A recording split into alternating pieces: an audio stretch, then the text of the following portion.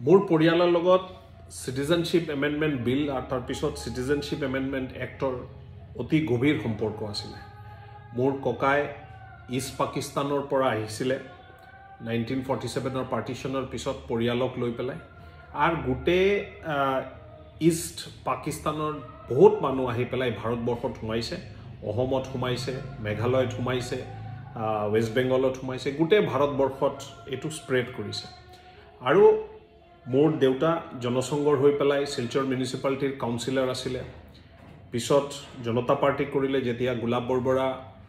অসমৰ মুখ্যমন্ত্ৰী আছিল তেখেতৰ লগত ক্লোজলি মোৰ দেউতা বিমলাংশু ৰায় স্বৰ্গীয় বিমলাংশু ৰায়ে কাম কৰিছিল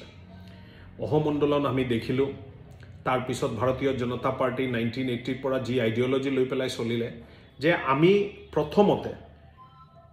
আমাৰ ইনফিলট্ৰেটাৰ্স আৰু বিস্থাপিত যিবোৰ মানুহ শৰণাৰ্থীৰ মাজত আমি পাৰ্থক্যটো ভাৰতীয় জনতা পাৰ্টি আৰু আৰএছএছ এৰ আইডিঅলজিতে আমি এটো ডিফাৰেন্সিয়েট কৰিছো মোৰ দেউতা তেতিয়াৰ পৰাই এই ইস্যুটো লৈ পেলাই সেন্ট্ৰেল লিডাৰশিপ অফ ভাৰতীয় জনতা পাৰ্টি আৰু আৰএছএছ এৰ লগত বহুত বাৰ ডিটেইলছ ডিসকাশনত তেখেতে কৰিছে 2005ত যেতিয়া ভাৰতীয় জনতা পাৰ্টি 25 বছৰ পালন কৰিছে 25th এনিভাৰ্সাৰী পালন কৰিছে তেতিয়া এটা কিতাপ ওলাইছিল ভাৰতীয় জনতা পাৰ্টিয়ে দিল্লীৰ পৰা তাৰ নাম কিতাপটোৰ নাম আছিল সংকল্প এই সংকল্পত ভাৰতীয় জনতা পাৰ্টিৰ আইডিঅলজিক্যাল পজিশন লৈ পেলাই 20টা মান ডাঙৰ আৰ্টিকেল ওলাইছিল তাৰ মাজত মোৰ দেউতাৰ এটো এটা আৰ্টিকেল আছিল যি আৰ্টিকেলটোৰ নাম আছিল a case of majority protection in India হেতু স্থান পাইছিল তাৰ পিছৰ পৰা এই সিটিজেনশিপ টু লৈ পেলাই অকমান আস্তে আস্তে ভাৰতীয় জনতা পাৰ্টিৰ মাজত ডিসকাশন হায়াৰ লেভেলত ষ্টেট লেভেলত ডিসকাশন মই মোৰ স্বৰ্গীয় দেউতা শ্ৰী বিমলাংশু ৰায় আৰু আমাৰ প্ৰাক্তন সাংসদ কবিন্দ্ৰ পুৰকাইষ্টৰ কন্ট্ৰিবিউশন মই ৰেকৰ্ডত আনিব বিচাৰিছো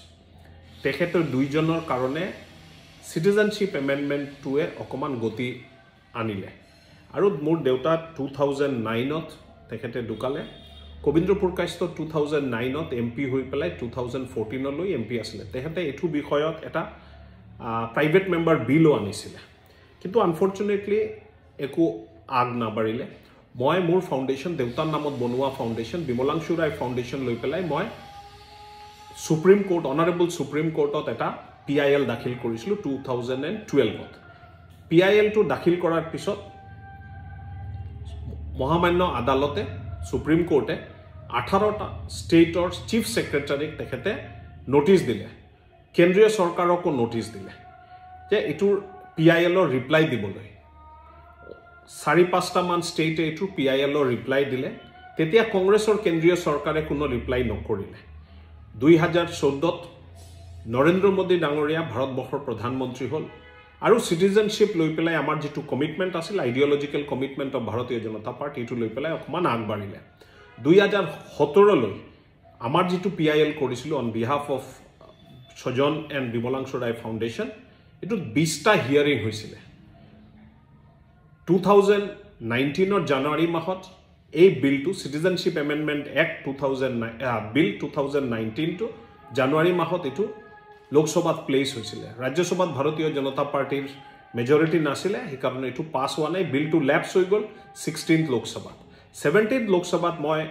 মানুহৰ আশীৰ্বাদত মানুহৰ সহায়তাত মই সাংসদ হলো আৰু 6 মাহৰ ভিতৰত ডিসেম্বৰ 2019 এই বিলটো পাৰ্লিয়ামেন্টত প্লেস কৰা হল প্ৰথম দিনা লোকসভাত পাস হল দ্বিতীয় দিনা ৰাজ্যসভাত পাস হল পাস হোৱাৰ পিছত আমি 4 বছৰ অলমোস্ট অন্তৰাল হল কোভিড আহিলে মাজত পলিটিক্যাল কম্পালশন আছিল তেতিয়া এটো কৰা নগল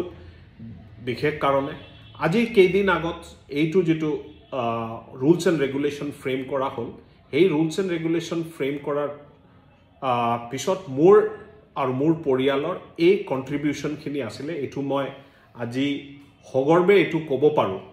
যে যেতিয়া সিটিজেনশিপ ইস্যুটো নাছিলে গুটে অসমত গুটে ভাৰতবৰ্ষত তেতিয়াৰ পৰা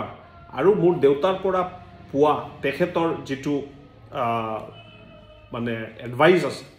তেখেতৰ যেটো দৃষ্টিভংগী আছে আৰু বিশেষকৈ আৰএছএছ জনসংঘ আৰু ভাৰতীয় জনতা পাৰ্টিৰ যেটো আইডিঅলজিক্যাল পজিশন আছে যে আমি বিস্থাপিত মানুহক প্ৰটেকচন দিম বিস্থাপিত মানুহক আমি এডভান্টেজ দিব লাগে of safety security in our country কাৰণ বাংলাদেশ পাকিস্তান আৰু আফগানিস্তানৰ যিবোৰ মাইনৰিটি আছিল তেখেতৰ প্ৰটেকশ্যন হোৱা নাছিলে তেখেতৰ ওপৰত অত্যাচাৰ হৈছিলে আৰু এইটো ফালে মই এতিয়া নগ'লো কাৰণ এইটো আৰু এটা ডিফাৰেণ্ট চেপ্টাৰ ডাঙৰ চেপ্টাৰ মই ব্যক্তিগত ৰূপে আজি ভাৰতবৰ্ষৰ প্ৰধানমন্ত্ৰী ভাৰতবৰ্ষৰ গৃহমন্ত্ৰী অসমৰ মাননীয় মুখ্যমন্ত্ৰী সবৰ ওচৰত মই অত্যন্ত ধন্যবাদ কৃতজ্ঞতা স্বীকাৰ কৰিছোঁ যে তেখেতৰ চেষ্টাৰ কাৰণে আজি Citizenship Amendment Act has seen the light of the day. It will give satisfaction আৰু safety and security to all the persecuted population মানে বিস্থাপিত যিবোৰ মানুহ তেখেতক এইটো এটা প্ৰটেকশ্যন দিয়াৰ কাম কৰিব